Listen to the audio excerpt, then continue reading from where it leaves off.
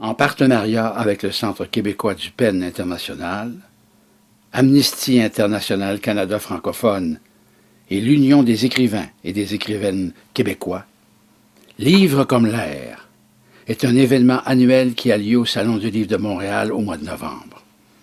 Depuis 10 ans, 10 écrivains québécois lisent en public la dédicace de l'un de leurs livres destiné à un écrivain persécuté quelque part dans le monde. Et à mesure que les écrivains québécois lisent leurs dédicaces, ils déposent leurs livres sur la chaise vide. Ainsi, à la fin, il y a 10 fantômes d'écrivains qui occupent la chaise. Elle n'est plus vide. Et les 10 écrivains persécutés, quand ils recevront le livre qui leur est destiné, seront moins seuls et jouiront en attendant mieux et plus d'un instant de fraternité et d'amitié.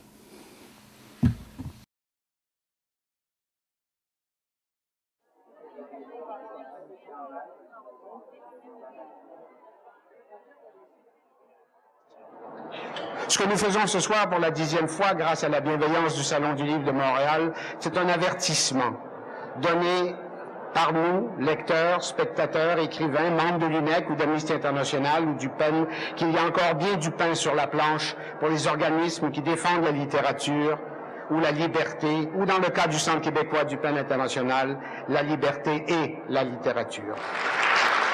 Vous savez, Livre comme l'air, c'est l'éloge de beaucoup de choses en somme. L'éloge, bien sûr, de la liberté d'expression, il va sans dire. L'éloge de la diversité de la création. Voyez les 20 portraits des personnes qu'on décrit pour cette session, de tous les pays, de tous les styles d'écriture. C'est toute une diversité de la création.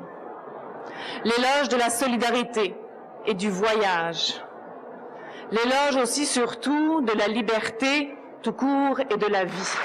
J'aimerais citer ces vers du pasteur allemand Martin Niemöller, à l'origine partisan du régime hitlérien, qui n'a pas tardé à déchanter quand la bête a révélé son vrai visage.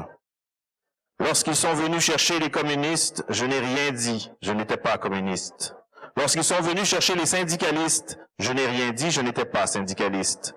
Lorsqu'ils sont venus chercher les juifs, je n'ai rien dit, je n'étais pas juif. Puis ils sont venus me chercher, et il ne restait plus personne pour dire quelque chose. Vous savez, on parle d'un sujet comme « je suis ici parce que je suis un homme de parole et de mots ». Et que dans une société, la liberté de parole et la liberté de choisir ses mots sont la jauge de la liberté tout court. C'est à ce moment que l'action des livres, le livre comme l'air, prend toute son importance. Un autre écrivain, inconnu, dans un autre pays, souvent un autre continent, se lève pour dire un mot simple. Je me souviens. D'un écrivain qui a le nom que lui donnaient ses mots. Un je me souviens qui brise le silence, qui est l'oubliette de toutes les dictatures. C'est peu, mais c'est beaucoup, de rappeler aux gardiens de prison que la parole d'un écrivain a un écho dans l'univers. Raja Petra Kamarundin, le cœur innombrable pour la détermination et le courage que vous mettez à défendre les droits à la parole, droit qui aujourd'hui, comme toujours, est le premier des droits. En hommage à votre geste de résistance, qui d'une voix libre défie le poids étouffant de l'obscurantisme et de l'intolérance, je vous salue, je vous assure de mon soutien attentif dans la poursuite d'une vérité ouverte et d'une créativité absolue. À Ebrima Mané,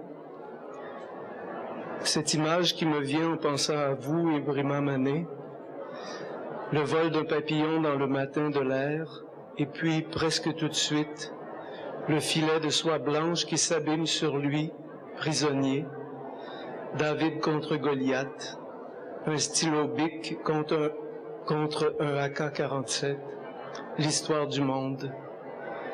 Vous manquez à l'appel depuis 2006. Je ne sais pas si j'écris à un vivant ou à un mort, Ebrima Mané. Je vous écris quand même. On écrit toujours quand même. Vous le savez mieux que moi. Un oiseau en cage, un guépard pris au piège au milieu de sa course, le pouvoir, celui d'arrêter arbitrairement le mouvement de la vie, de la liberté libre, comme disait Rimbaud. Tout ça, l'homme, la folie, la violence, la beauté du monde, tressés ensemble, sans espoir de rencontre souvent, de plus en plus souvent, il me semble, par les temps qui courent, par les temps qui flambent. Vivant vous êtes, Ebrima Manet, vivant toujours dans le cœur de ceux qui pensent à vous, comme vous, qu'on ne pourra jamais faire taire la liberté libre à travers les espaces de liberté qu'il restera, grâce à des hommes comme vous, Ebrima Manet. Votre nom en écho à travers tout ce bruit, Ebrima Manet, Ebrima Manet, Ebrima Manet. Chaque jour, les journaux épaississent leurs pages des horreurs et nous assistons, interdits à l'embouteillage des autoroutes, à l'agenouillement des hommes, à la dérive des continents. Mais il y a ceux-là, rares, qui se lèvent pour reforger l'humanité, dénoncer le pire et inscrire leur nom dans la liste des justes. Il vous arrive sûrement de douter, Tanzoueren, mais moi, je vous certifie que vous me redonnez la foi. Il y aura encore, je le sais, des enfants qui rient et des comptines sautillées à la corde. Il y aura des heures sans torture et sans barbelés où la musique dominera le monde. Il y aura des aubes remplies d'horizons où le soleil se glissera lentement dans le silence absolu de nos paupières et où nous saurons que, envers et malgré tout, nos vouloirs sont possibles. Je vous le jure, Monsieur Zouéren, l'espoir est permis.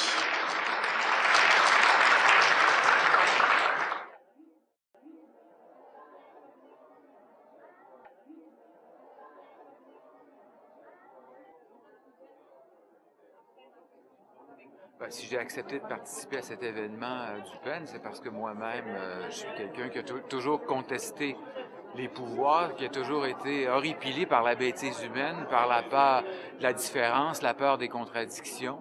Et je pense qu'un écrivain est le symbole même du droit à la différence, du droit à la contradiction, du droit à l'expression de toutes les émotions. Et dans ce sens-là, effectivement, je me devais d'appuyer un écrivain qui a été puni parce qu'il a osé dire quelque chose qui allait à l'encontre des valeurs reçues, parce qu'il a osé faire sentir sa propre émotion, sa propre vérité par rapport à des inégalités ou des injustices qui, sans doute, sont monnaie courante dans son pays, comme malheureusement ce l'est pour beaucoup d'autres pays.